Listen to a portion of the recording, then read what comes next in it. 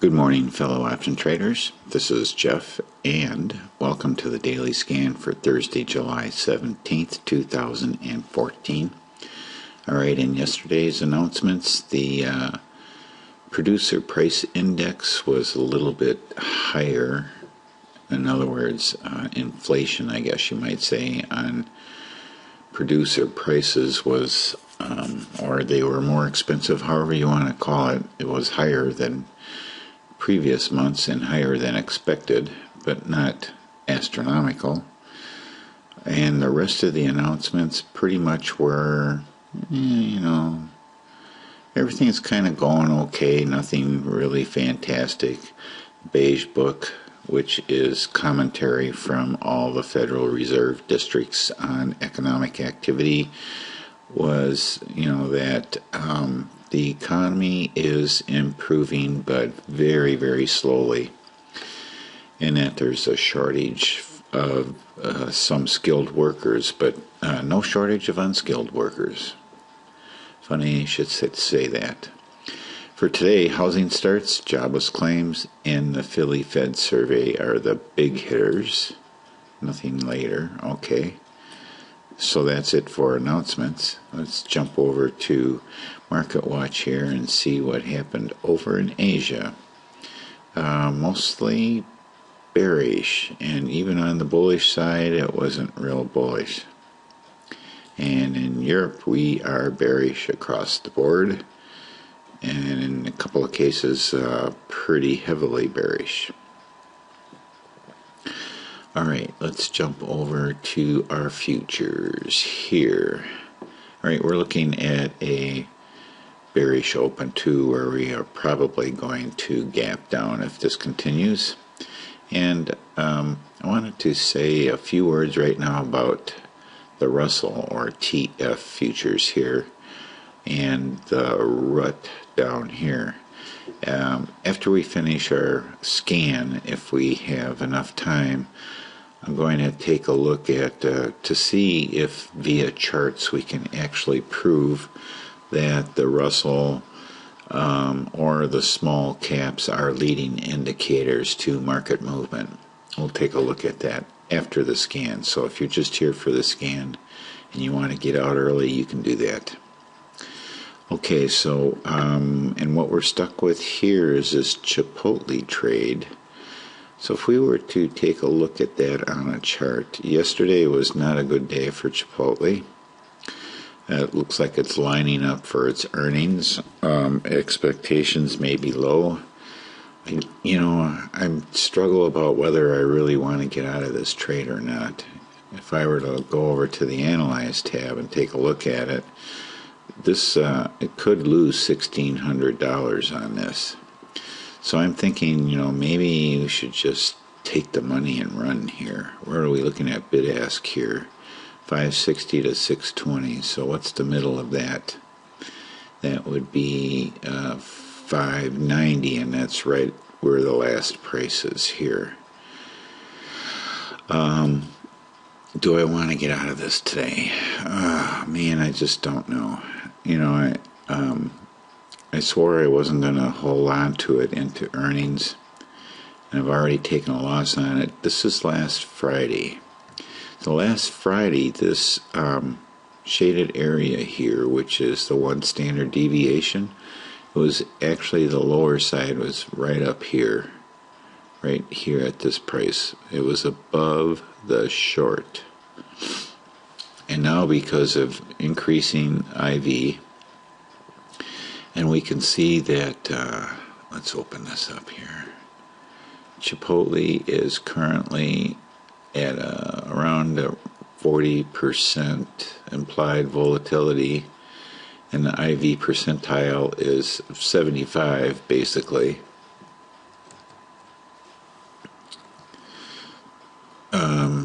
So I'm probably going to take a loss on this. I guess I probably should get out of it today and not hang around anymore. So I think I'm going to be doing that. I'll make a note of that. So with that in mind, we can just take off here with our A+ scan, and it's probably going to go pretty quick because of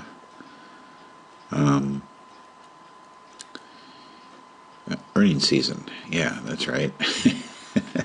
All right, Apple, we have earnings coming up. It's doing pretty much the same thing as Chipotle.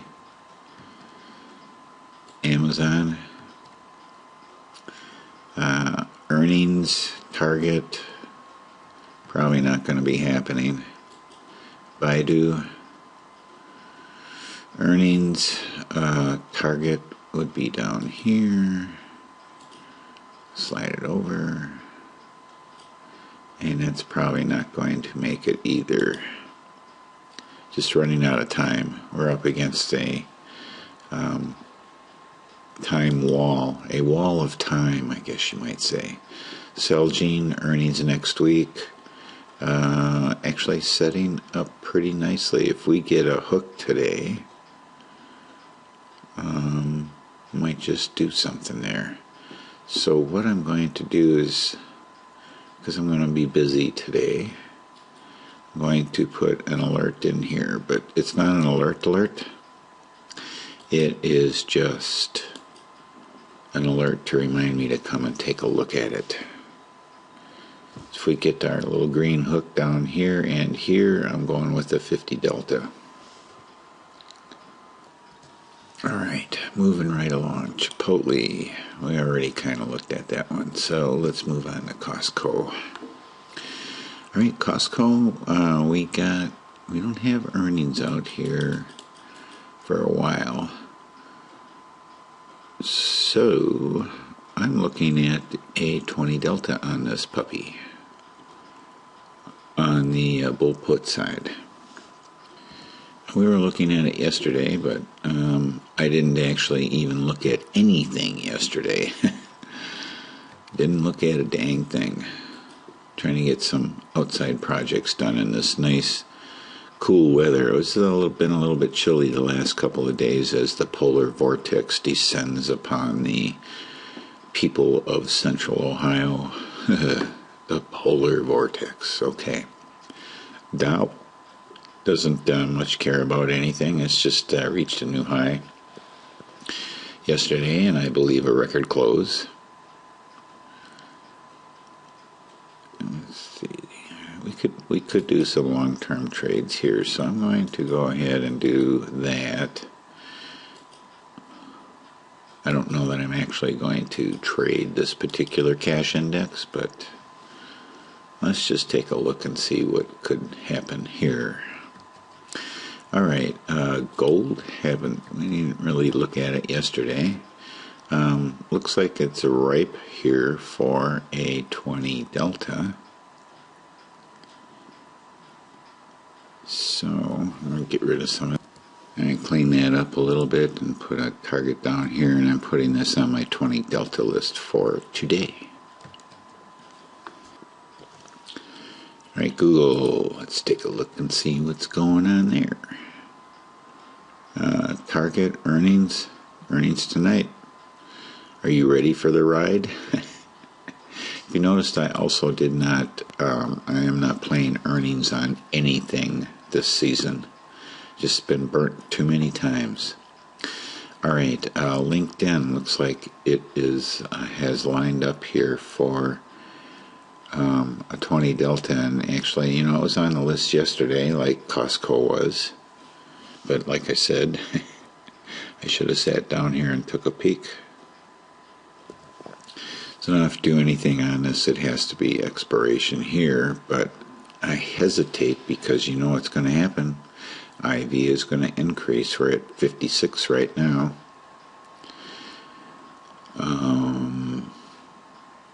So you have to think very seriously about this, because over the next week or two, this week and next week, I'm sure it's going to be increasing. I think I'm going to scratch this as a play, just because of that earnings that are coming up here.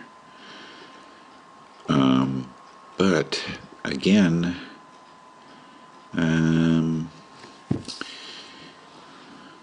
we're weren't we going to take a look at this as a debit spread instead? A debit spread instead.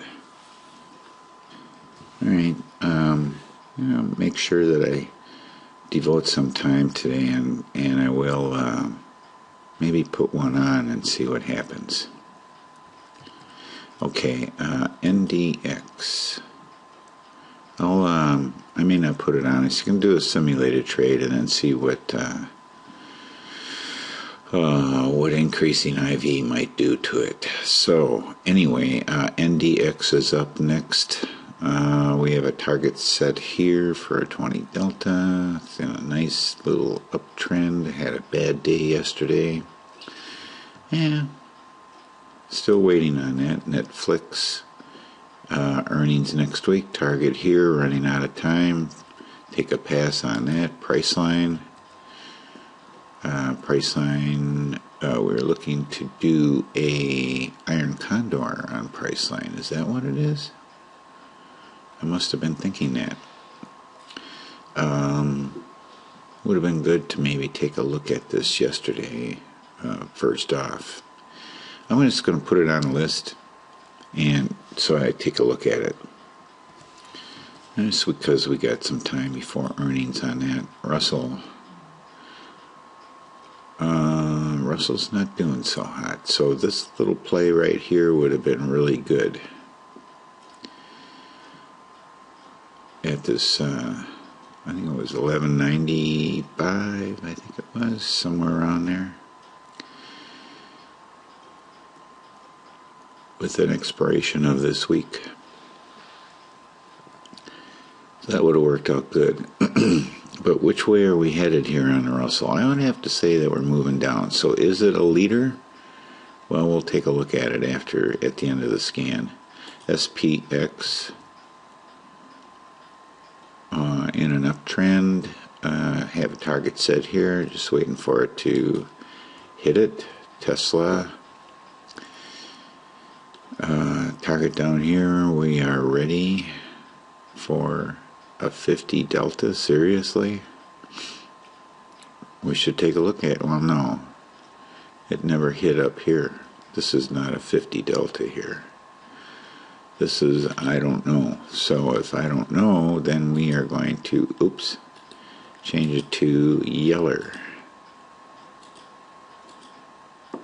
It never qualified here. We needed this to get up above 20 or 80, and it failed.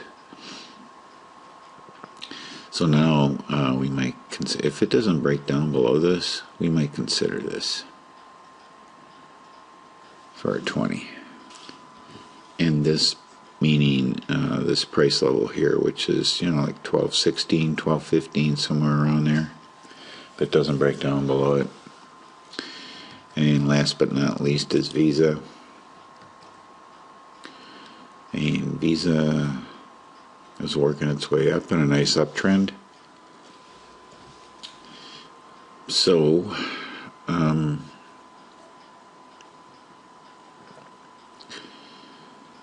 yeah, I think we're going to run out of time on this one too. Alright, so let's go and take a look at the Russell. We could look at the futures too if we wanted to. Here's what we'll do. We'll take SPX. Start out with SPX. And we'll bring up a chart here of SPX. Alright, now, I don't want all this gibberish and moving averages and all that stuff on here. So I already have a style built from a while back that is dark and no study. So there's should be no studies on this particular chart. No, that's not no studies. I have a studies that's no studies also. Let's see here. It's down here someplace. No study. There we go. Whoa, look at that. Okay, so what are we looking at here? Let's take our chart here. We already have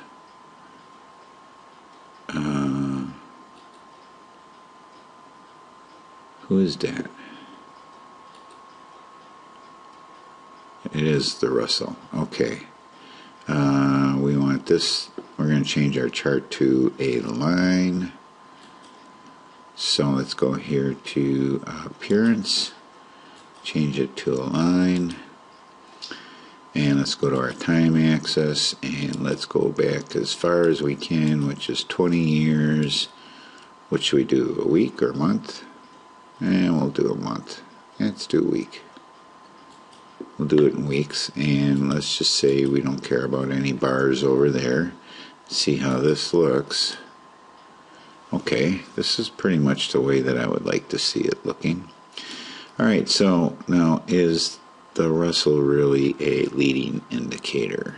Okay, so back in 2006, before the crash, the big high here, I can just zoom in on this a little bit. Did it lead? Well, it's really difficult to tell. I mean, it really is kind of following the S&P, but it has bigger dips. It reacts more violently, I guess you could say, to the price movement. This is SPX here, or the S&P 500. This is small caps Russell 2000 index. And even over here before the crash, it actually was looking very good. So, doesn't really prove out in my mind. I know that when you're trying to prove something, you read things into the data. And I'm trying not to do that. So even before this pullback here in, this is 2011, September of 2011, a brief pause in the index. It was actually outperforming the S&P 500, and then it had much further to fall. So right now, you can't really determine anything, right? It's been, I don't know about outperforming, but it's been definitely making moves in the same pattern, the same pullbacks, the same gains, same runs, pullbacks, run, even a little minor pullback.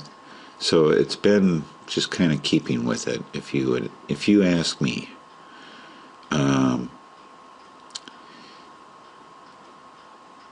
So if you want to set up a chart like this and take a look at it, you saw how I did some of this, but this part here is just a study comparison. I can delete it, and then I can go back here and just say under my studies, I can bring up basically anything I want, add study, I come down here and compare with. There's already some stuff set up here, but unfortunately RUT or RUT is not one of them, so you would have to go here and say custom symbol, and you just type RUT in here, and there she is. Okay, so looking back, wow. See, the small caps, definitely you can make a lot and you can lose a lot very quickly, which is kind of like why I like to play the Russell. So what I was expecting to see was when the market is about to make a change, like this is kind of a double top here. We don't really have a double top here because this looks like it's trying to form a head and shoulders, and it never really does. If you want to call this a shoulder, I suppose you could. But it ends up falling off very rapidly and catches up eventually. So I don't think that I'm really able to determine anything here about it being a leader.